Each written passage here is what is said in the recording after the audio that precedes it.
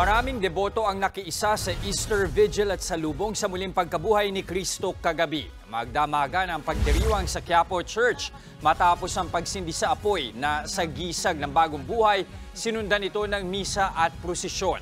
Natunghayan ng mga deboto ang pag-alis ng belo sa mahal na birhen na sa gisag ng pagtatapos ng kanyang pagluluksa. Nagtapos ito sa fireworks display. Alas 4 naman ng madaling araw ang idinaos na salubong sa Ilagan, Isabela. Nakiisa rin ang ilang bata na gumanap bilang mga anghel. Isa sa kanila ang napiling isabit sa duyan para magtanggal ng belo ng Birheng Maria.